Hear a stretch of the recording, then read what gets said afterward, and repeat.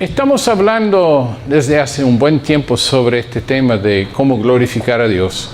Hoy quisiera contarles una historia con la ayuda de la Escritura y vamos a empezar en un texto con un texto del Antiguo Testamento y vamos a ir pasando vamos a llegar al Nuevo Testamento y a nosotros hoy en día.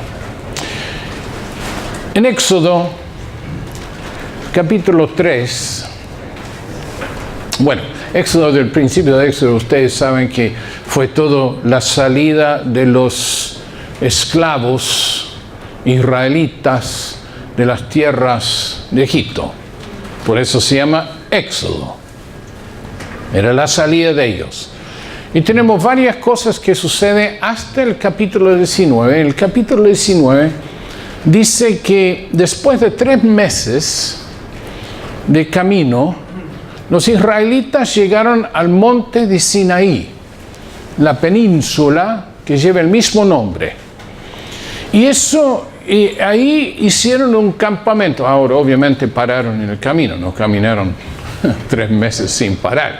Pero fue una detención más larga, más prolongada y de mucho más sentido y con mucho más actividad de parte de todos los hermanos que eran de Moisés, porque él veía como un pueblo, como una familia, eran todos hijos de Dios para aquel entonces. Y ellos llegan al capítulo 19 y dice que de ahí Dios llamó a Moisés a subir este monte. Así que Moisés subió y el Señor le habló y le dijo: diles a los israelitas este mensaje.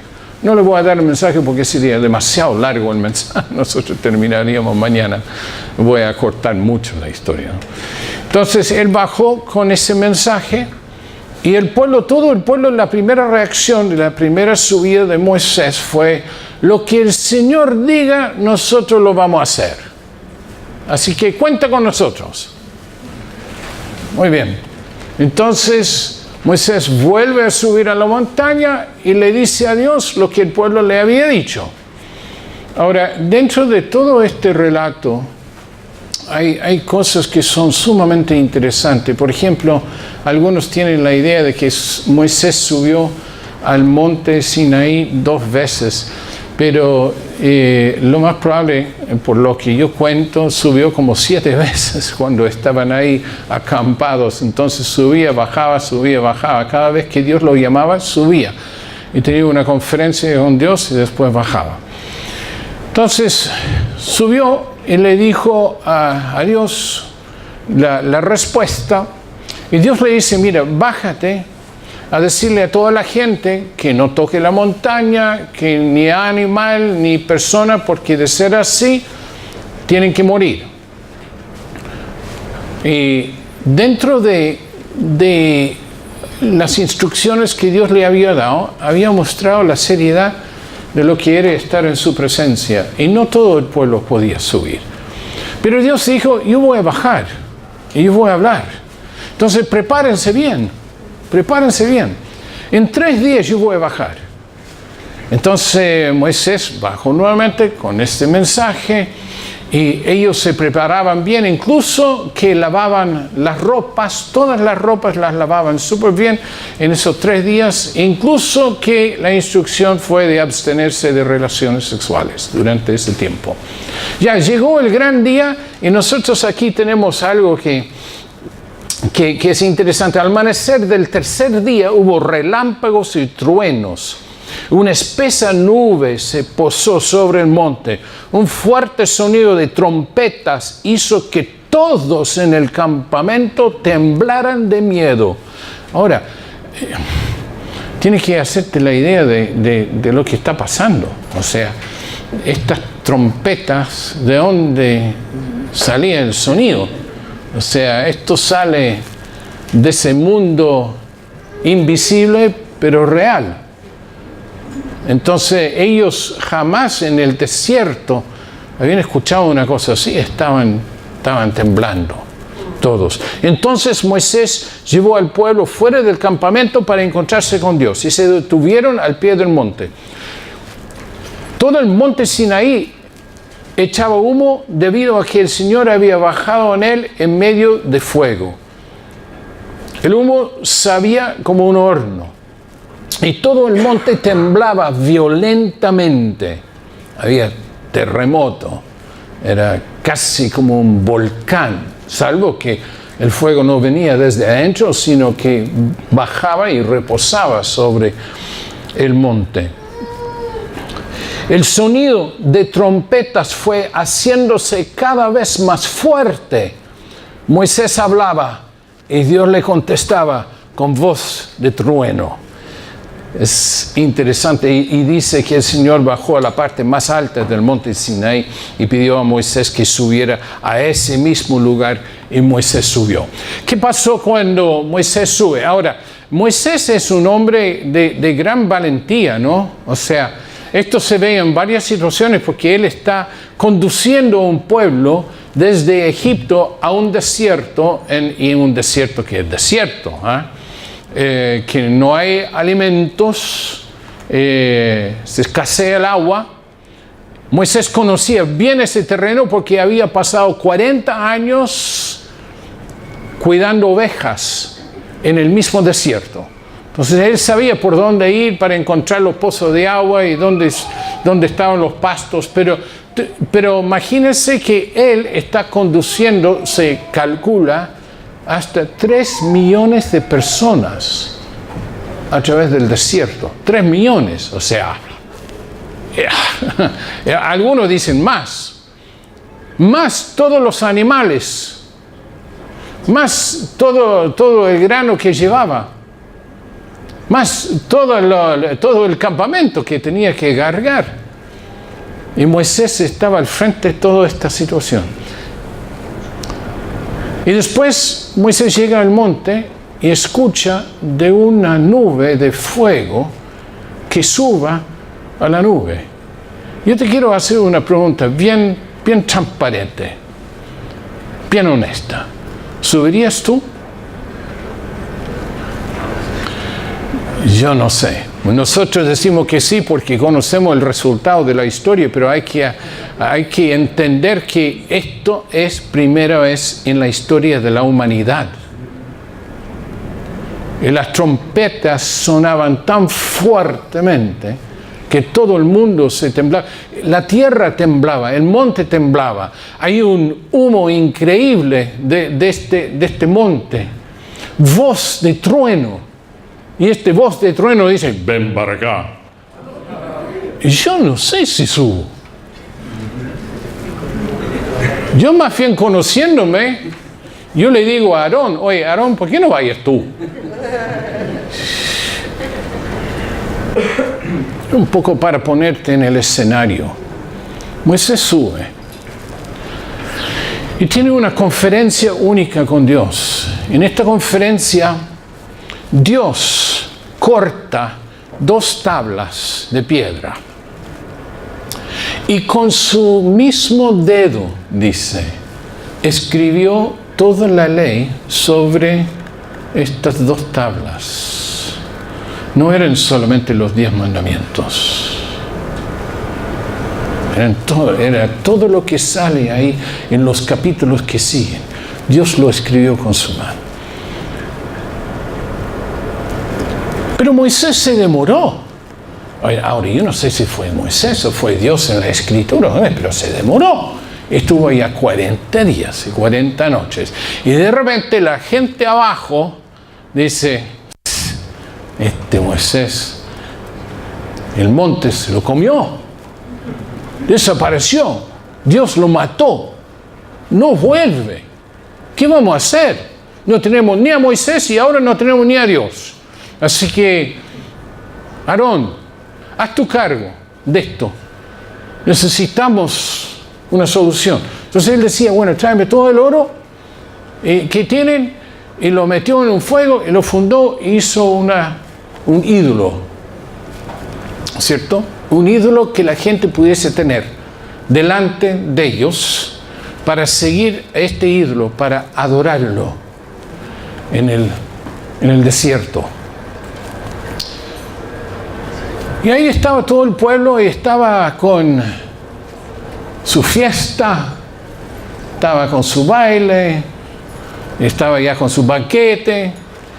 Y baja Moisés y ve todo esto.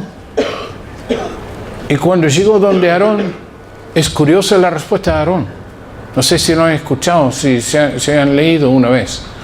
Él le pregunta, Aarón, ¿qué hiciste? No, sí, el pueblo me lo pidió. El pueblo me lo pidió. ¿Y sabe qué? Me entregaron todo el oro que tenían, así que lo tiré al suelo y ¡buf! Salió este ídolo. Esa fue la respuesta de Aarón. Moisés se enojó tanto, tomó las piedras, las rompió en pedazos, sirvió para nada.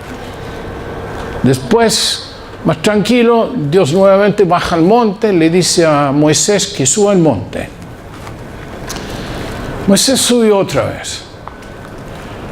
Y dice que llegó a una cierta parte, acompañado, y de ahí Dios bajó a la parte más alta del monte. Y dice que llamó a Moisés a que él solo subiera. Entonces Moisés subió y estaba toda la gloria, dice que estaba toda la gloria en la montaña. Había fuego, había relámpago, había trueno, había de todo, había una espesa nube. Y dice que Moisés subió a esa nube y estuvo ahí 6 días. Y en esos 6 días Dios no dijo nada. Moisés estaba esperando, nada más. Después de los 6 días, el Señor le dice, mira Moisés, anteriormente, antes de subir, se me olvidó esta parte, antes de subir, Dios le había dicho, corta tú ahora 2 tablas nuevas para volver a escribir la ley. Entonces Moisés sube con las 2 tablas que había escrito, que había cortado.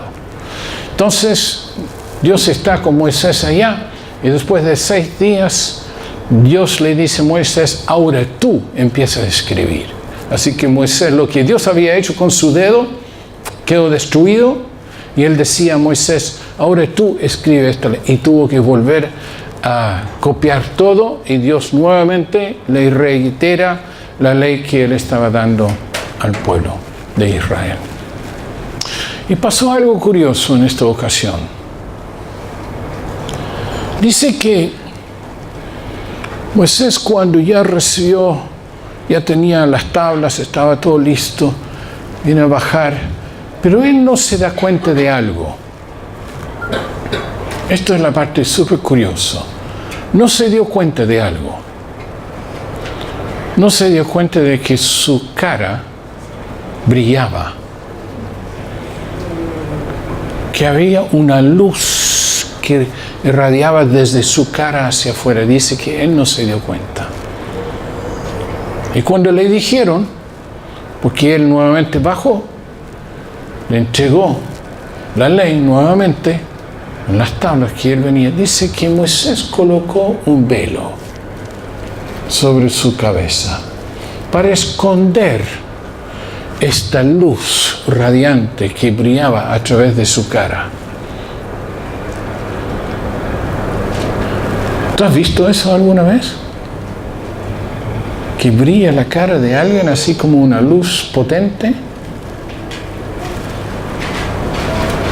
No. Y Moisés tampoco.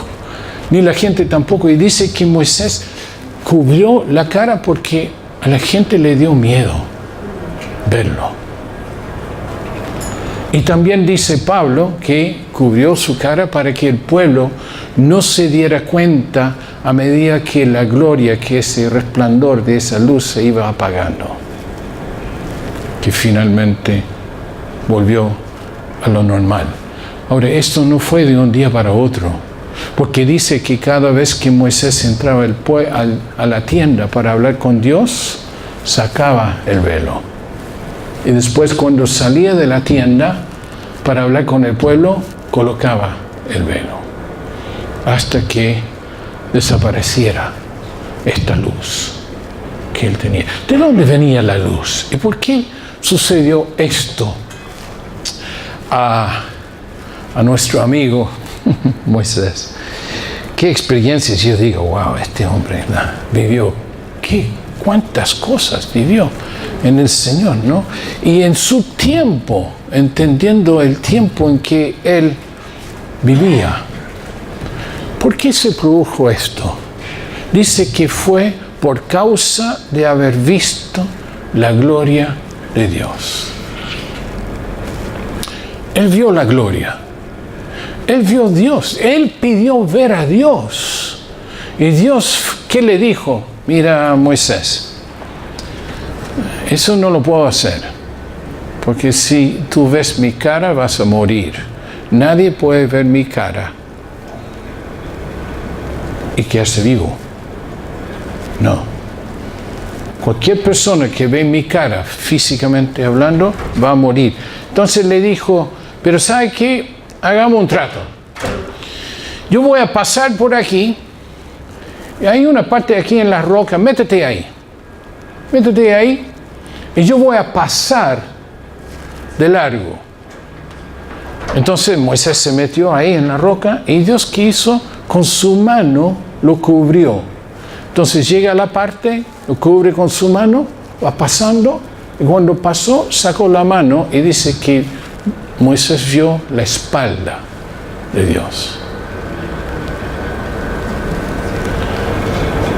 Todo esto junto, con toda la gloria que él había visto y contemplado, brilló su cara, recibió la verdad de Dios, la ley de Dios.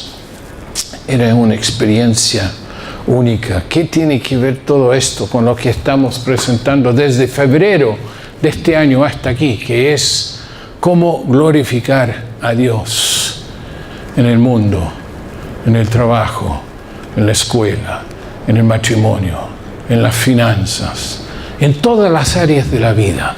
Cómo glorificar a Dios. Estamos dando orientaciones quizás desde la Escritura, pero yo quiero tomar un paso más atrás y revisar un texto que nosotros aquí hemos leído en varias ocasiones, que es este que sale de 2 Corintios capítulo 3. Dice, si la promulgación de la ley que llevaba a la muerte y que estaba grabada sobre tablas de piedra se hizo con tanta gloria que los israelitas ni siquiera podían mirar la cara de Moisés, debido a que ese resplandor destinado a desaparecer era tan grande, cuánto más será la gloria del anuncio de la nueva alianza fundada en el Espíritu.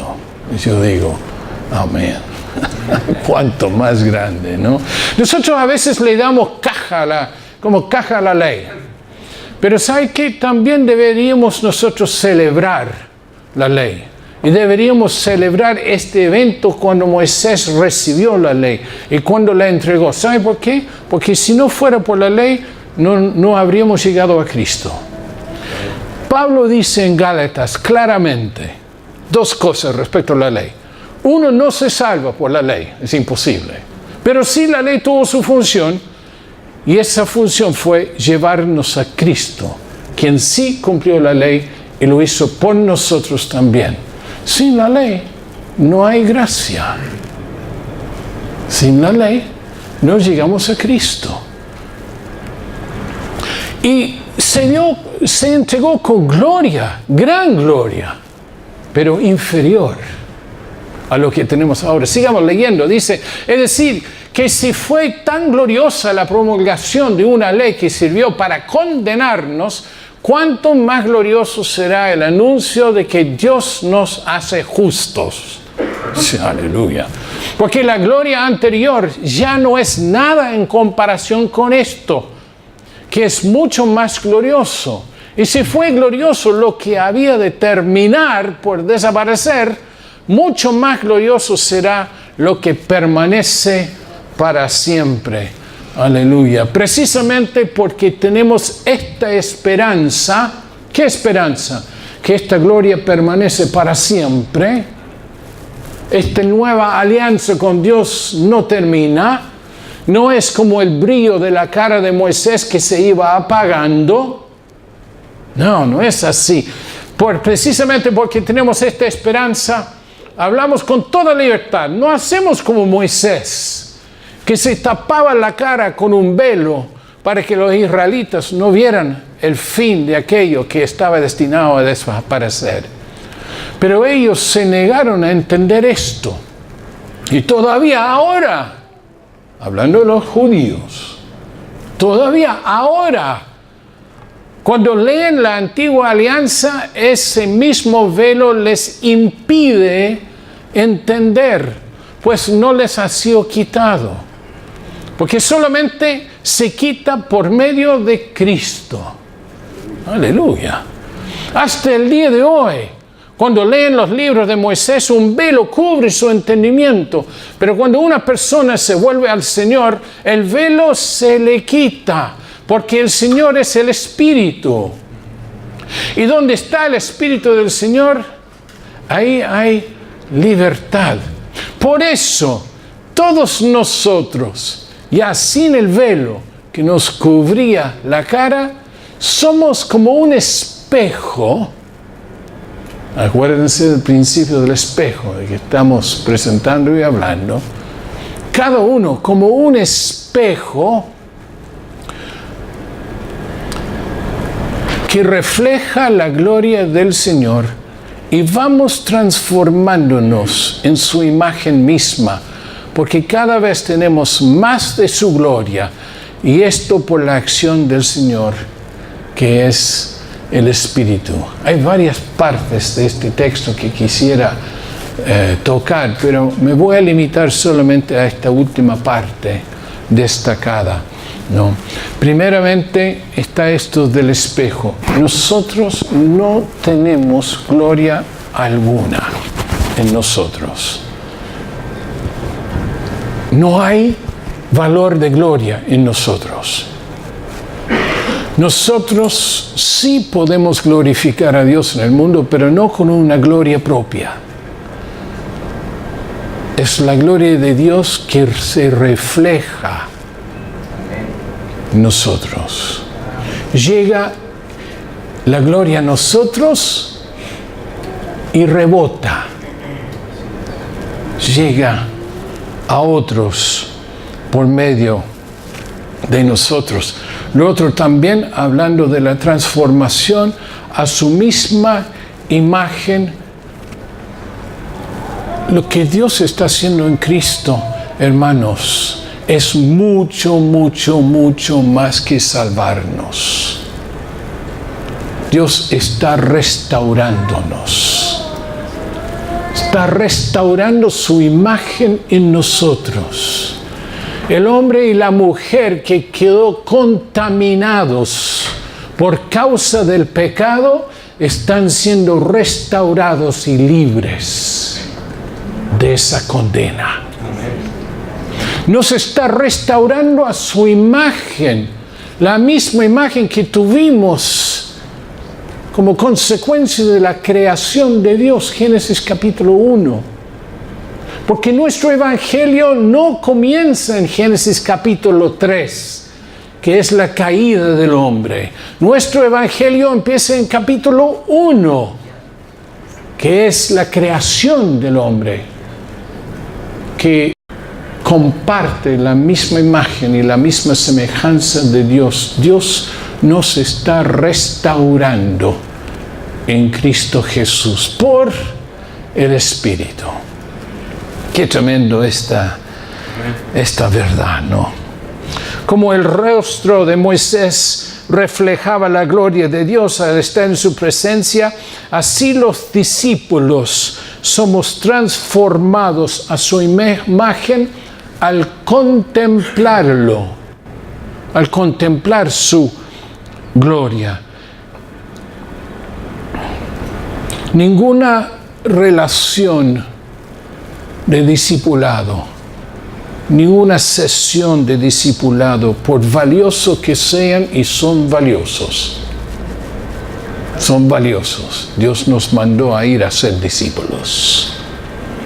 Pero ninguna reunión de la congregación o de la iglesia en casa va a transformarnos como el bendito privilegio de contemplar el rostro de Dios. De ahí viene nuestra transformación de corazón y de vida al contemplar su gloria. Este texto tiene una palabra aquí habla de reflejar, que refleja la gloria del Señor. Esta palabra es muy difícil de traducir porque puede traducirse contemplar o puede traducirse reflejar.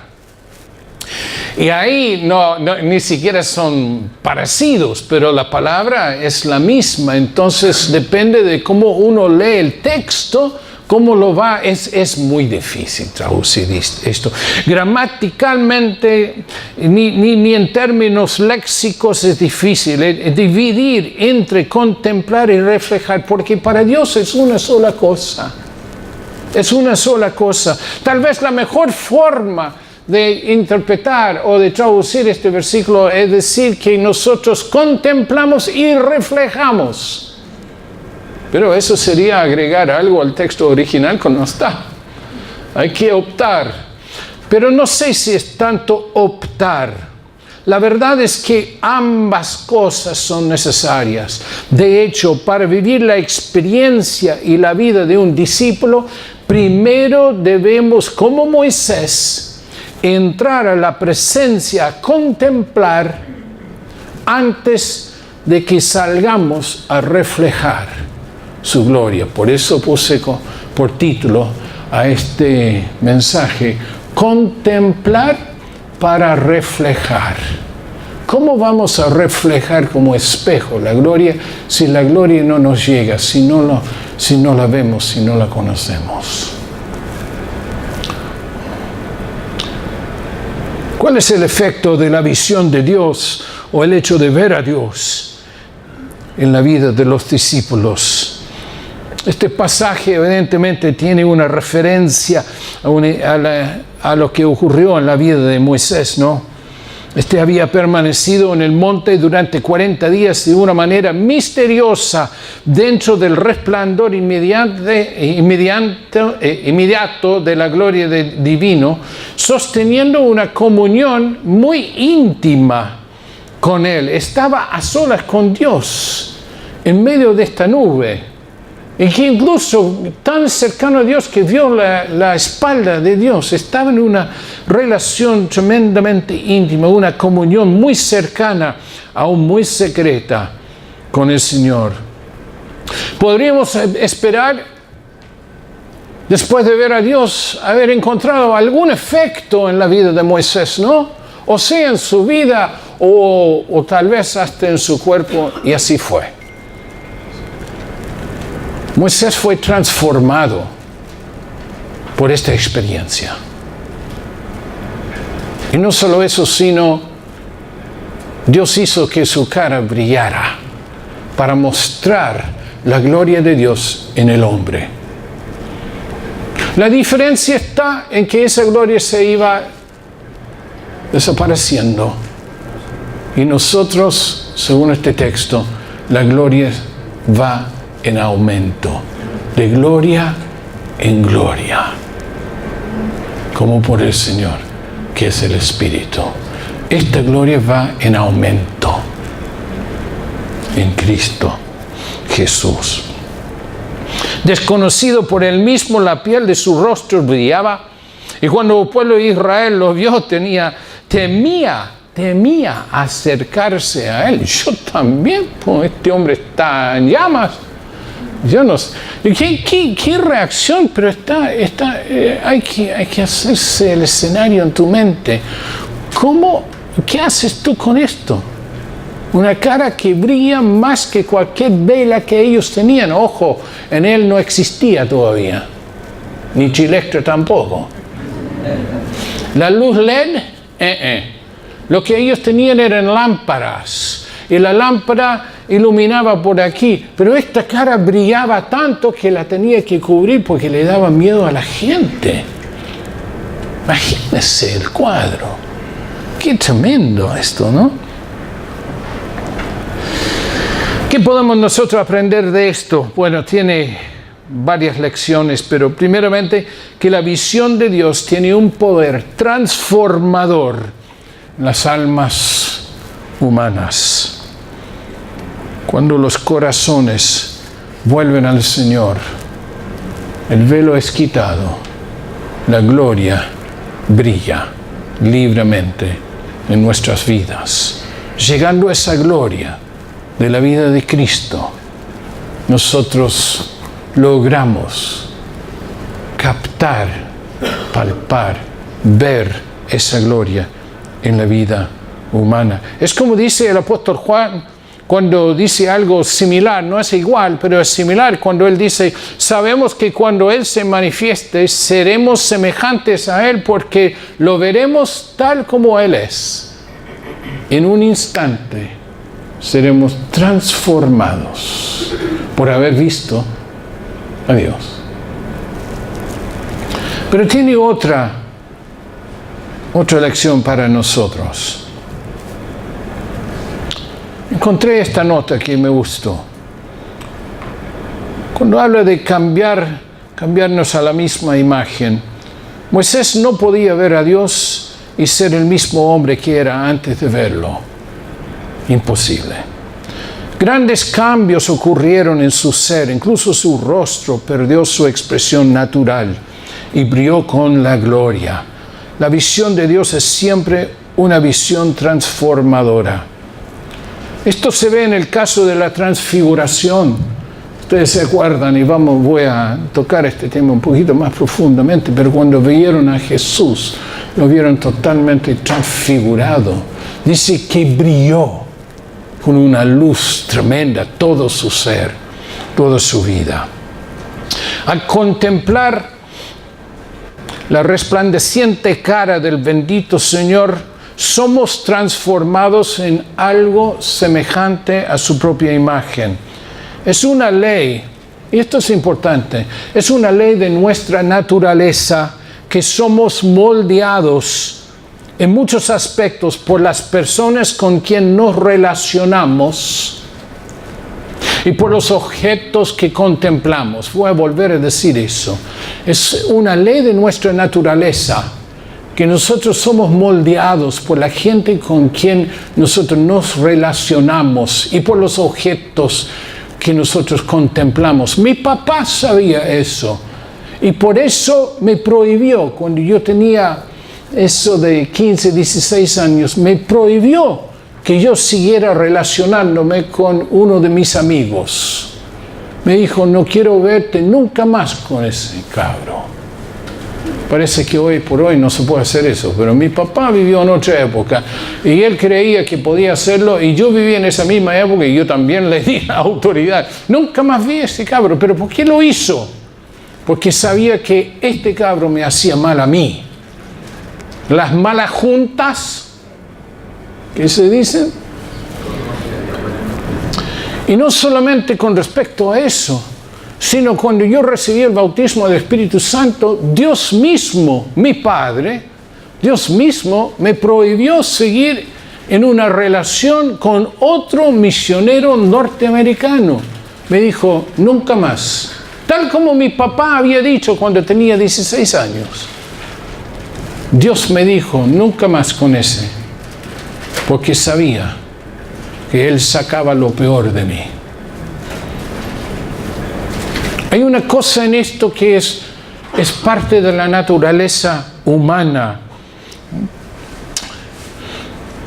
Entonces, es una ley de nuestra naturaleza que somos moldeados y en muchos aspectos por las personas con quienes nos relacionamos y por los objetos que contemplamos. Nos volvemos, sin darnos cuenta, asimilados por aquellos con quienes tenemos contacto social y por los objetos con los que estamos familiarizados. nos empapamos de sus opiniones, copiamos los hábitos de ellos, imitamos los modales de ellos, creemos que sus costumbres del rito de aquellos con quienes tenemos una conversación diaria y quienes hacemos nuestros compañeros y amigos. Llegamos a ser como ellos sin darnos cuenta. Sus sentimientos se convierten sin que nosotros, es como la faz de Moisés no se dio cuenta que brillaba. Nosotros no nos damos cuenta que también somos transformados por las amistades que nos rodean.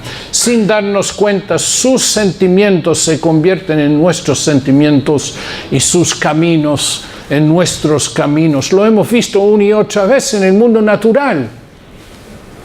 Lo hemos visto cuando de repente una persona empieza conductas que no le conviene y al rato después ya es una persona cambiada y por lo general para peor. Por lo general para peor. Es así también con los libros, con las películas, con los videos, con la música, todo lo que estamos muy familiarizados. Somos inconscientes, pero ciertamente moldeados en conformidad con las opiniones, las máximas, los sentimientos que están expresados. Nuestros propios sentimientos experimentan cambio gradual y nos comparan con aquellos con los que de esta manera estamos familiarizados. Por algo será que en la Biblia también nos advierte con respecto a los amigos que tenemos. Cuando un hombre ve a Dios, por el otro lado, hay un cambio también, es interno, del cual esa es la imagen y la meta. Llega a ser su nueva meta, llegar a ser como Dios. Una buena ilustra es esta que acaba de leer, por la forma en que una amistad cercana y de confianza hace que los amigos crezcan en semejanza. A medida que el hombre cristiano mantiene sus relaciones diarias con Cristo, el Dios reflejado en él, mientras mora en un lugar secreto del Altísimo, descubre que se está llevando a cabo una obra transformadora y transfiguradora en él. La mente de Dios está llegando a ser su mente. La obra de Dios viene a ser su obra. La vida misma de Dios viene a ser su vida. En este resultado adicional viene aquellos que están cambiando a la semejanza de Dios, están reflejando gradualmente la gloria de Dios sobre los hombres. Se están convirtiendo ellos mismos a su vez en espejos de Dios, vasos en los que los hombres pueden contemplar la gloria de Dios, la gloria del Señor. Apenas sabemos cuál es más deseable y sorprendente. El cambio que se produce en nosotros por la comunión constante con Dios en nuestras almas, o el privilegio infinito que nos permite en nuestras vidas terrenales ser portadores de su luz, portadores de su gloria, portadores de la luz de Dios, reflejar la gloria de Dios en atracción de su gracia salvadora para que los hombres puedan ser ganados para Él. Eso es la gloria. Eso es lo que sucede cuando estamos en su presencia. Eso es lo que pasa cuando estamos tiempo con Él, en su presencia, contemplando su rostro. Y cuando no, los resultados son desastrosos. Son desastrosos en nuestras vidas. Volviendo a la transfiguración, ustedes se acuerdan que en la Escritura, Lucas 9 relata esto, que Jesús había dicho claramente a los discípulos que Él iba a morir. Ya estaba al final del tercer año de su ministerio y Él decía, mira, esto ya dentro de pronto se va a acabar. Y los dejó tristes. Y dice que 6 días después de eso, lleva Jesús a Santiago, a Juan y a Pedro a subir un monte para orar. Y dice que mientras él oraba, Jesús, no sé qué hacía en el 8:3, pero dice que mientras él oraba, ellos vieron que se transformó entero. Su luz brillaba con una luz, su cara brillaba con una luz increíble. Sus ropas tan blancas, dice que en Marcos, el mismo relato en Marcos capítulo 9 también aparece, dice que sus ropas quedaron tan blancas que ningún lavaseco podría dejarlo tan blanco. No decía lavaseco, yo agregué eso. Y después Lucas sigue y dice, aunque Pedro, Juan y Santiago tenían mucho sueño, no se quedaron dormidos y vieron esto. Y yo me imagino el Pedro, el bocón, ¿no? Él siempre que tiene que hablar, dice, uy, Juan, uy, ¿qué, Chago, ¿qué pasa aquí? Mira, pero míralo vos, ¿qué onda vos? ¿Qué está? Oye, y hay dos más.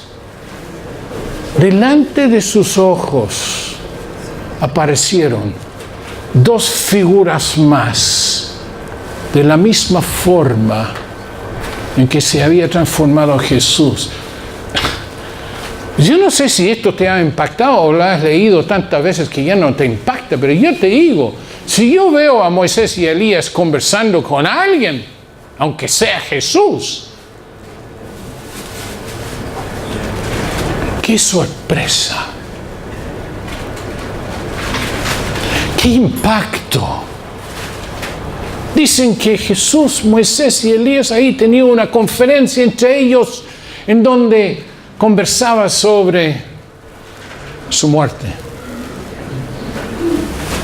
Y de repente desaparecen, los dos se van y ahí quedó Jesús. Y ahí apareció Pedro otra vez. Pedro dijo, oye Jesús, qué bueno que hemos estado acá. ¿Sabes qué? Vamos a hacer 3 chozas aquí, 3 enramados, uno para ti, otro para Moisés, otro para... Y ahí Lucas dice, es que pobre Pedro no sabía qué decir. Eso es lo que dice, como diciendo lo siguiente, Pedro algo tenía que decir, pero no sabía qué decir, así que dijo eso. Así es. Jesús no dijo nada. ¿Qué pasó? Apareció la nube de nuevo. Esa nube que nosotros vimos en Sinaí. Apareció la nube de nuevo y los envolvió. Y de esa nube salió una voz y dijo, este es mi hijo. Quédate callado y escucha a él. No dijo quédate callado, agregué eso. Pero el resto lo dijo. Después desapareció la nube. Eso quedó tan grabado en la mente de Pedro, que estaba ahí, que escribió esto, la enseñanza que les dimos sobre el poder y el regreso de nuestro Señor Jesucristo. No consistía en cuentos inventados ingeniosamente, pues con nuestros propios ojos vimos al Señor en su grandeza. Lo vimos cuando Dios el Padre le dio honor y gloria, cuando la voz de Dios le habló de aquella gloriosa manera. Este es mi Hijo amado, a quien he elegido. Parece que Pedro escuchó bien la voz de Dios. Nosotros mismos oímos aquella voz que venía del cielo, pues estábamos con el Señor en el monte sagrado. Nadie puede ver a Dios y quedar igual. Nadie puede ver a Dios sin quedar impactadísimo. Le marcó por toda la vida el hecho de haberlo visto. Pero hay más hermanos. Nosotros hoy contamos con el gran privilegio de poder contemplar el rostro de Dios, la persona de Dios reflejada en Jesús. Estamos ya en la presencia del Dios mismo y con Dios adentro, más encima, Ustedes no se acercaron como los israelitas a algo que se podía tocar, que ardía en llamas, que había oscuridad y tinieblas y tempestad. Ni oyeron el sonido de la trompeta, ni la voz de Dios. Los que oyeron esa voz rogaron que se les siguiera, que no les siguiera hablando, porque no podían soportar el mandato que decía: al que ponga el pie en el monte, hay que matarlo a piedradas o con lanza, aunque sea un animal. Tan espantoso era lo que se veía que el mismo Moisés dijo: estoy temblando de miedo. Más dice que nosotros no nos hemos acercado a este monte.